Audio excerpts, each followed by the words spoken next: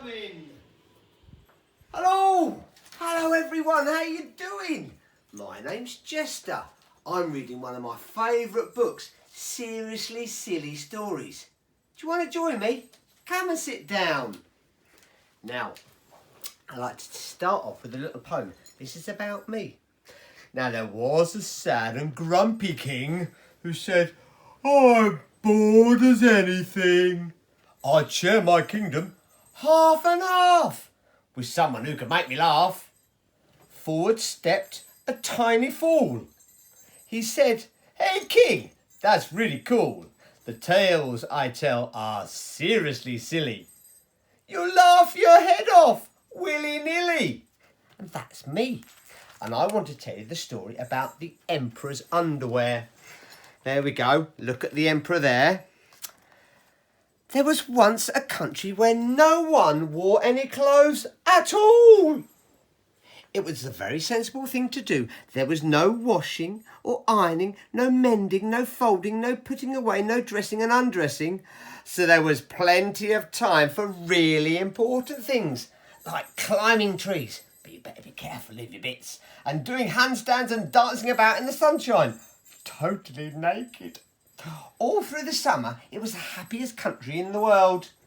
Without their clothes, everyone was treated alike, big or small, rich or poor. Even the emperor was just like an ordinary person, with a crown, without a crown, or fancy clothes. In fact, people spent most of the day laughing out loud because everything seemed so funny. After all, even strict headmasters or headmistresses, Mrs. Hopkins, aren't very frightening in their birthday suits. Of course, there were no uniforms either, so when the police changed the robbers, it was hard to tell one from another. They all got into such a muddle that they just fell about laughing. There was no doubt about it. In summer, it was the happiest country in the world.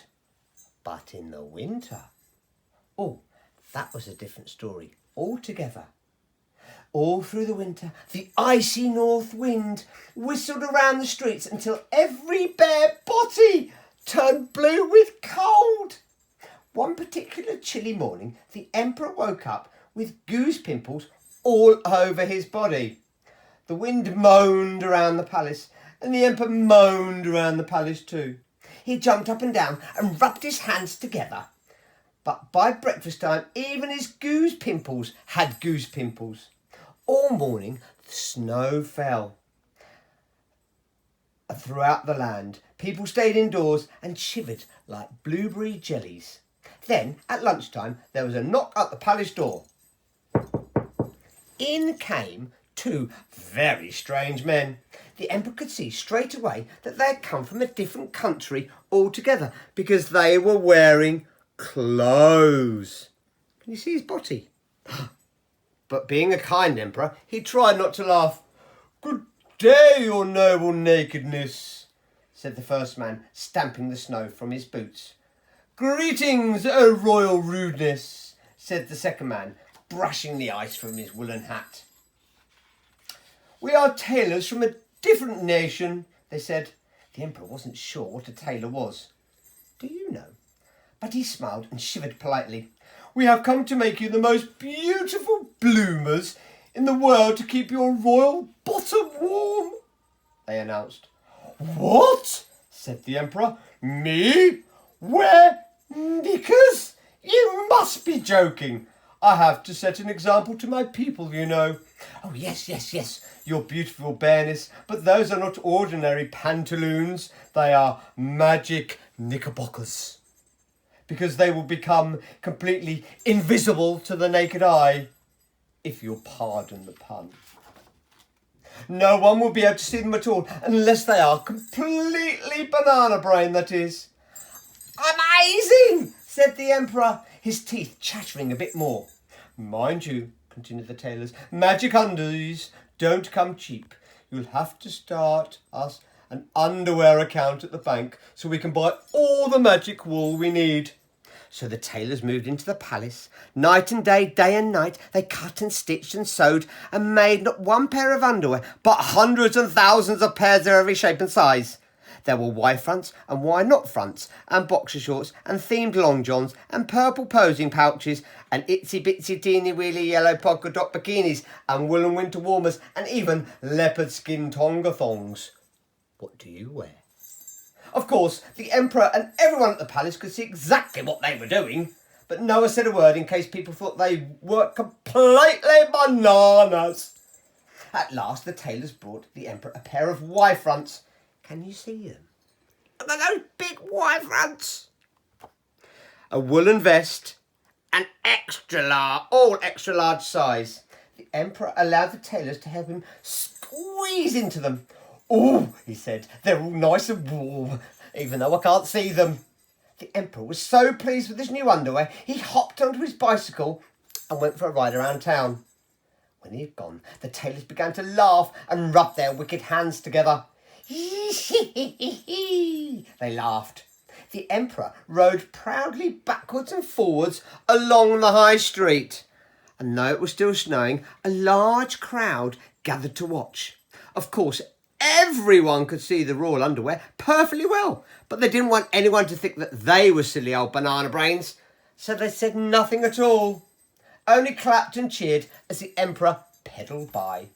All of a sudden, a tiny boy who was shivering on his father's shoulders pointed his little cold finger at the Emperor and shouted, "That man wear panties!" "Shh!" hissed his father. "That's the Emperor, and he's not wearing anything."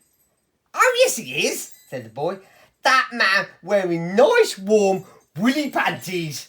Me want some woolly panties now." "The Emperor is wearing panties," someone whispered. "The Emperor's wearing underwear." "Yes," everyone shouted. "The Emperor's wearing underwear, and we want some too." The Emperor turned all red inside his woolies and pedalled back to the palace. "I really am a big banana brain," he sighed. "Whatever have I started?" In no time at all, the wicked tailors opened a big underwear shop in the high street, and people soon began queuing outside. Can you see them queuing to buy their undies? It wasn't long before everyone started wearing underwear. Some people wore socks too, and trousers and shirts, and even ties on Sunday. And of course, it wasn't long before they had to spend all their time washing and ironing and putting away. A bit like Mummy or Daddy. Although the people weren't cold anymore, they didn't laugh quite so often. Policemen looked like policemen. Teachers looked like teachers. And the Emperor looked so important in his royal clothes that nobody spoke to him anymore. He began to feel very lonely and very fed up. One hot day in the middle of summer, when everyone was sweltering in their woolen clothes, the Emperor decided he had had enough. He pulled off his royal clothes and his crown and hopped back onto his bicycle. Then he rode proudly up and down the high street carrying a large sign. It said, "Dare to be bare." And on the back it said, "It ain't rude to be nude." All the people turned out to clap and cheer. Then they began to pull their clothes off too. The wicked tailors sat in their shop and got hotter and hotter and more miserable. No one was interested in buying anything anymore. In no time at all, everyone was laughing again, just as they had before. Soon, even the tailors joined in. They set up a stall selling suntan lotion and ice lollies instead. But the person who laughed loudest of all was the Emperor himself. "Perhaps I am a banana brain," he chuckled, "but I'm a big, bare, happy old banana brain." And he cycled away into the sunshine. I hope you enjoyed that. There's lots more silly stories to come. If you can, grab the book and remember, stay safe from this little jester. Stay safe.